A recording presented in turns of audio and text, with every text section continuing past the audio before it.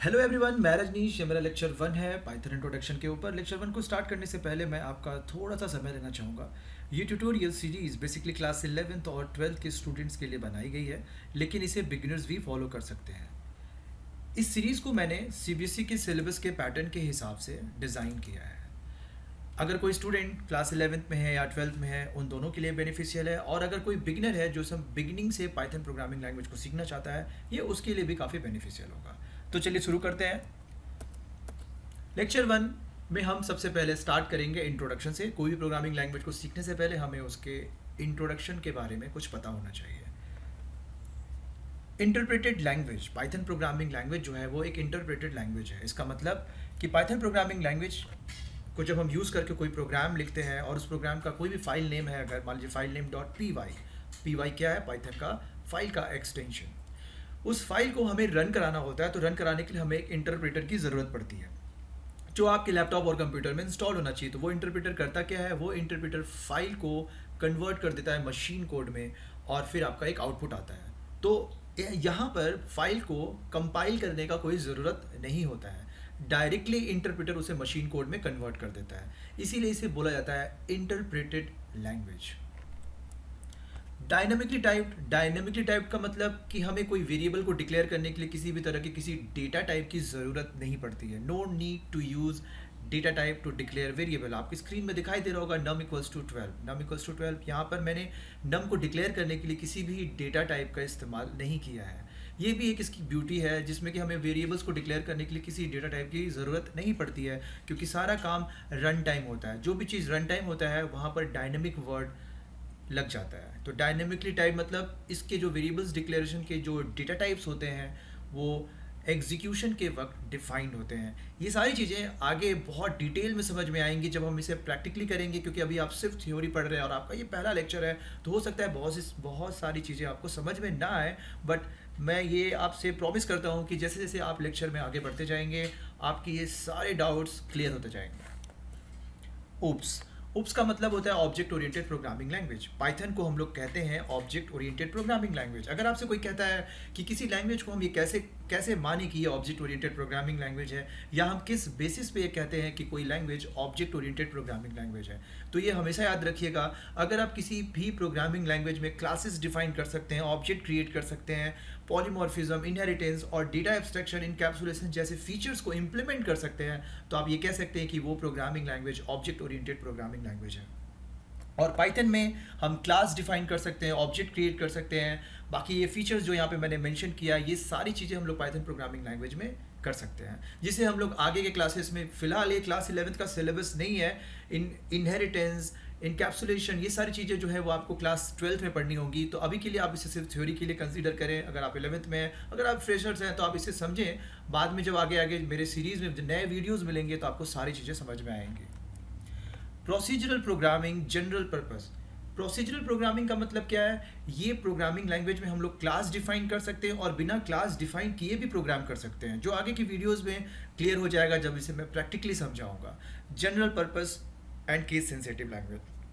General purpose का क्या मतलब होता है, मतलब ये है कि पाइथन प्रोग्रामिंग लैंग्वेज के हेल्प से हम बहुत सारा काम कर सकते हैं। यानी कि अलग अलग सेक्टर में पाइथन प्रोग्रामिंग लैंग्वेज का यूज़ होता है। जैसे कि पाइथन के हेल्प से हम लोग मोबाइल ऐप बना सकते हैं, पाइथन के हेल्प से हम लोग वेब एप्लीकेशन बना सकते हैं, पाइथन का यूज़ हम एआई में यूज़ कर सकते हैं, जिसे हम लोग आर्टिफिशियल इंटेलिजेंस ही बोलते हैं।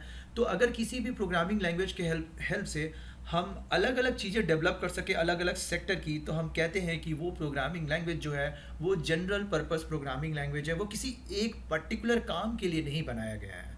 क्लियर। और ये केस सेंसिटिव लैंग्वेज है, यानी कि जैसे मैंने वहाँ पे ऊपर में वेरिएबल num इक्वल्स टू 12 लिखा है, तो वहाँ पे NUM जो तीनों लेटर्स हैं वो स्मॉल लेटर हैं। अगर आप उनमें से किसी को भी कैपिटल कर देंगे तो वो जो नया वाला वर्ड फॉर्म होगा वो इस नम के बराबर नहीं होगा, यानी दोनों अलग अलग चीज़ें होंगी। तो हमें यहाँ पे केसेस यानी अपर केस और लोअर केस को बहुत ध्यान में रख के प्रोग्रामिंग करना होता है।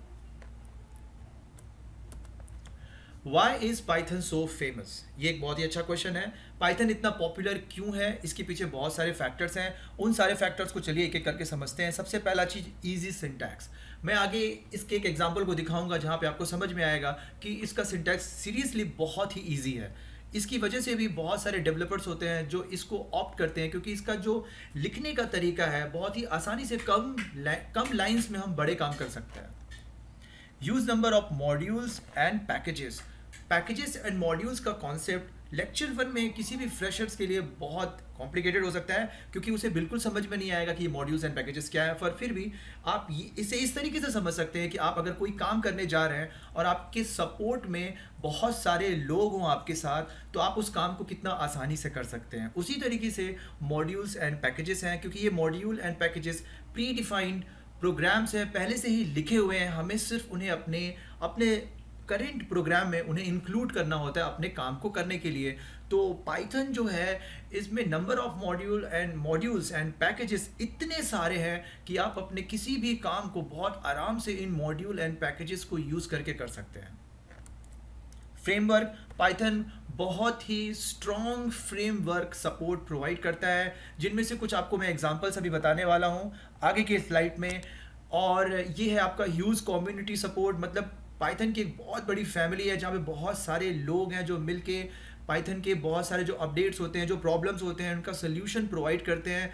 तो इस तरह से एक ह्यूज कम्युनिटी सपोर्ट मिलने की वजह से भी पाइथन का पॉपुलैरिटी बढ़ा है। और इसका एक और कमर्शियल रीज़न भी है कि पाइथन प्रोग्रामिंग लैंग्वेज को बहुत सारे डेवलपर यूज़ करते हैं। डेवलपर मतलब जो बड़ी बड़ी कंपनियां हैं, वहाँ पे जो एम्प्लॉयज़ हैं वो इसको यूज़ करते हैं अपने काम को करने के लिए। तो धीरे धीरे क्या होता है कि इनकी पॉपुलैरिटी जो होती है आईटी सेक्टर में इंक्रीज़ कर जाती है, और यही रीज़न है कि पाइथन आईटी सेक्टर में धीरे धीरे बहुत पॉपुलर हो गया। यूज़ ऑफ पाइथन, पाइथन से हम लोग क्या क्या बना सकते हैं। यूजेस ऑफ पाइथन, पाइथन से हम लोग क्या क्या बना सकते हैं। जैसे पाइथन से हम लोग वेब एप्लीकेशन डेवलप कर सकते हैं। और वेब एप्लीकेशन आप जब भी कोई कंप्यूटर में आप अपना इंटरनेट यूज़ कर रहे हैं, मोबाइल में इंटरनेट यूज़ कर रहे हैं, तो आप देखिए कितने सारे वेब एप्लीकेशन आप हर दिन यूज़ करते वक्त फेस करते होंगे। वो जो वेब एप्लीकेशन है वो उन्हें बहुत आसानी से पाइथन प्रोग्रामिंग लैंग्वेज की हेल्प से डेवलप कर सकते हैं। वेब एप्लीकेशन से कुछ एग्जांपल्स मैं आपको बता दे रहा हूँ, जैसे कि कोई भी शॉपिंग वेबसाइट जो है, कोई भी बैंकिंग का जो वेबसाइट है, ये सारे वेबसाइट जो होते हैं ना, ये वेब एप्लीकेशन की कैटेगरी में आते हैं। कोई भी सोशल नेटवर्किंग प्लेटफॉर्म के ऊपर बना हुआ कोई भी अगर वेबसाइट है तो आप उसे बोलेंगे वो एक वेब एप्लीकेशन है। क्यों? क्योंकि वहाँ पे आप डेटा इनपुट कर सकते हैं, आपके किए हुए इनपुट डेटा पे आपको एक आउटपुट मिलता है। इसीलिए ऐसे टाइप के जो वेबसाइट्स होते हैं उनको हम वेब एप्लीकेशन की कैटेगरी में रखते हैं। और वेब एप्लीकेशन आप पाइथन के हेल्प से बहुत ही आसानी से बना सकते हैं। गेम, आप गेम का नाम सुनते ही देखिए आप कितना खुश हो गए, आपके चेहरे पे एक मुस्कान सी आ गई होगी कि पाइथन के हेल्प से आप गेम भी डेवलप कर सकते हैं। हाँ जी हाँ, पाइथन प्रोग्रामिंग लैंग्वेज के हेल्प से आप गेम डेवलप कर सकते हैं, वो भी बहुत ही आसानी से, क्योंकि इसमें ऐसे ऐसे मॉड्यूल्स प्रोवाइड किए गए हैं जिनके यूज़ से आप कम कोडिंग में भी बहुत अच्छे अच्छे गेम डेवलप कर सकते हैं। एआई मतलब आर्टिफिशियल इंटेलिजेंसी, इसके बारे में तो आप हमेशा कहीं ऐड में, यूट्यूब में सुनते ही होंगे। आर्टिफिशियल इंटेलिजेंसी एक बहुत ही स्ट्रॉन्ग टेक्नोलॉजी है आने वाले फ्यूचर के लिए, और एआई में पाइथन प्रोग्रामिंग लैंग्वेज का बहुत यूज़ होता है। ये भी एक बहुत बड़ा रीज़न है पाइथन प्रोग्रामिंग लैंग्वेज के फेमस होने का। Data science, machine learning, deep learning, ये सारी चीज़ों में हम लोग पाइथन प्रोग्रामिंग लैंग्वेज का इस्तेमाल करते हैं। तो आप उसे फटाफट नोट डाउन कर लीजिएगा। अब आते हैं कि वो कौन सी कंपनीज़ हैं जो पाइथन प्रोग्रामिंग लैंग्वेज का यूज़ कर रही है, उसकी सर्विसेज को यूज़ कर रही है। जैसे कि गूगल एक बहुत ही फेमस और बहुत ही नामी गामी कंपनी है, सभी को इसका नाम पता होता है। ये पाइथन प्रोग्रामिंग लैंग्वेज को यूज़ करता है। और ये सारी कंपनियों की जो फोटो आपको स्क्रीन पे दिखाई दे रहे हैं, इसे फटाफट आप देख लीजिए, ध्यान से समझ लीजिए। इंस्टा है, स्पॉटिफाई है, रेडिट है, ड्रॉपबॉक्स है, यूट्यूब है, कोरा.com है। ये जो मैंने अभी नाम ली, ये सारे बड़े बड़े कंपनी हैं जो कि पाइथन प्रोग्रामिंग लैंग्वेज को यूज़ करते हैं। यूट्यूब भी अपने बहुत सारे फंक्शनैलिटी को, जो कि गूगल का ही एक सर्विस है, बहुत सारे फंक्शनैलिटी को करने के लिए पाइथन प्रोग्रामिंग लैंग्वेज का यूज़ करता है। चलिए अब आते हैं कुछ मॉड्यूल्स एंड फ्रेमवर्क, जो कि अभी मैंने प्रीवियस वाले स्लाइड में आपको बताया था। तो ये मॉड्यूल्स और फ्रेमवर्क के कुछ एग्जांपल जो आप नोट डाउन कर सकते हैं थ्योरी नॉलेज के लिए। अभी आपको ये समझ में नहीं आएगा क्योंकि आपने इसे अभी यूज़ ही नहीं किया, तो आपको बिल्कुल भी इसका आइडिया नहीं होगा कि ये आखिर काम करते कैसे हैं। तो ये कुछ साइंटिफिक और मैथमेटिकल कैलकुलेशन के लिए मैंने यहाँ पे एक दो मॉड्यूल्स रख दिए हैं। वैसे और भी बहुत सारे मॉड्यूल्स हैं इसके। तो ये जो मॉड्यूल्स मैंने यहाँ पे लिखे हैं, आप इसे फटाफट नोट डाउन कर लीजिएगा। साइंटिफिक एंड मैथमेटिकल कैलकुलेशन के लिए साइपाई एंड पैंडाज मॉड्यूल यूज़ होता है। गेम डेवलपमेंट के लिए पाई गेम एंड पिगलेट मॉड्यूल का यूज़ किया जाता है। साउंड मैनिपुलेशन के लिए पाइसोनिक एंड पाई मीडिया मॉड्यूल का यूज़ किया जाता है। यानी आप खुद समझिए कि अलग अलग काम को करने के लिए अलग अलग ये जो मॉड्यूल्स प्रोवाइड किए जाते हैं, इन मॉड्यूल्स के अंदर एक्चुअली में मेथड्स होता है, इनबिल्ट मेथड्स, जो मेथड्स आपके बहुत सारे काम को आसान कर देते हैं। अब आता है उसी का फर्द आगे का पार्ट है, इमेज एंड वीडियो मैनिपुलेशन के लिए भी ये मॉड्यूल प्रोवाइड करता है, जैसे कि मूवी पाई, पाई स्क्रीनशॉट, और जो फेमस फ्रेमवर्क जिनका मैंने अभी कुछ देर पहले नाम लिया था, जिनके हेल्प से आप वेब एप्लीकेशन डेवलप कर सकते हैं, वो है डिजेंगो, फ्लास्क, चेरीपाई। डिजेंगो काफ़ी हेवी वेब फ्रेमवर्क है और बहुत ज़्यादा पॉपुलर है, इसका बहुत यूज़ होता है वेब एप्लीकेशन डेवलप करने के लिए। फ्लास्क एंड चेरीपाई के हेल्प से भी आप वेब एप्लीकेशन डेवलप कर सकते हैं। ये थोड़ा लाइट वर्जन का वेब फ्रेमवर्क है। नीचे में आपको दिखाई दे रहा होगा Python is slower than Java, C and C plus plus. उसके पीछे भी रीज़न है, धीरे धीरे जब आप मेरे वीडियोस देखते जाएंगे तो आपको ये रीज़न भी पता चल जाएगा। पर मैं एक लाइन ज़रूर बोलना चाहूँगा, कोई भी इंटरप्रेटर लैंग्वेज जो होता है वो उसकी परफॉर्मेंस थोड़ी स्लो होती है कंपेयर टू उन प्रोग्रामिंग लैंग्वेजेस के जो कंपाइल्ड प्रोग्रामिंग लैंग्वेजेस होते हैं। पाइथन आईडी वर्सेस आईडीएलई, ये एक बहुत ही अच्छा सा टॉपिक है। आईडी और आईडीएलई को बहुत सारे स्टूडेंट्स एक ही चीज़ समझ लेते हैं, बट बिल्कुल एक चीज़ मत समझिएगा, दोनों अलग अलग चीज़ है। आईडी का मतलब होता है इंटीग्रेटेड डेवलपमेंट एनवायरनमेंट और आईडीएलई का मतलब होता है इंटीग्रेटेड डेवलपमेंट लर्निंग एनवायरनमेंट। दोनों अलग अलग चीज़ें हैं। अब आते हैं topic requirements for Python. Python के लिए हमें क्या चीज़ चाहिए? अगर आप पाइथन प्रोग्रामिंग लैंग्वेज सीखना चाहते हैं, आप एकदम नए नए हैं, तो आपके लैपटॉप में कुछ तो होना चाहिए जहाँ पर आप पाइथन का प्रोग्राम लिख सके, उसे रन करा सके और आउटपुट देख सके। तो उसके लिए आपको चाहिए सबसे पहला चीज़, वो है इंटरप्रेटर, पाइथन इंटरप्रेटर। वो आपको नीचे में मैंने यहाँ पे देखिए लिंक दिया है एक www.python.org/downloads। वो आप कॉपी करिए, पेस्ट करिए, वहाँ से आप डाउनलोड कर सकते हैं और इंस्टॉल कर सकते हैं। अगर आपको नहीं आ रहा है करने तो मैं आपको डिस्क्रिप्शन में एक लिंक प्रोवाइड करूँगा, उस लिंक में जाकर क्लिक करें और आपको सारे वीडियोस डिटेल में मिल जाएंगे, सारे इन्फॉर्मेशन में डिटेल में मिल जाएंगे। Python interpreter. और दूसरा चीज़ है आईडीई। आईडीई ऑप्शनल है बिगिनर्स के लिए, बट मगर अगर आप डेवलपर हैं तो आपको आईडीई का ज़रूरत पड़ जाता है। तो बिगिनर्स के लिए आईडीएलई काफ़ी है और हम भी आईडीएलई ही यूज़ करने वाले हैं अपने इस पूरे सीरीज़ में। तो आप लोग फटाफट एक आईडीएलई अपने लैपटॉप में इंस्टॉल कर लें, ताकि मेरे वीडियोस को आप जब फॉलो करेंगे तो वहाँ पे बहुत सारे प्रैक्टिकल चीज़ें मैं आपको बताऊंगा, तो आपको करने में आसानी होगी। अब ये है लास्ट स्लाइड।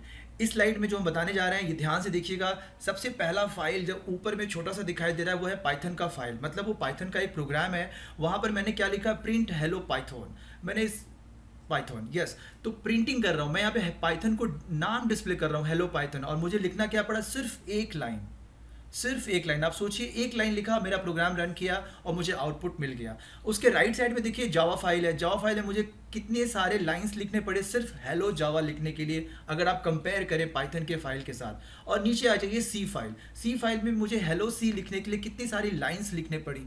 तो आप इसी से अंदाज़ा लगा सकते हैं, जो कुछ देर पहले मैंने बोला ईजी सिंटैक्स, तो ये है इजी सिंटैक्स कि आसानी से एक लाइन में मेरा सारा काम हो गया। तो इसी तरीके से पाइथन का पॉपुलैरिटी हुआ और आपको भी पाइथन सीखने में बहुत मज़ा आने वाला है दोस्तों।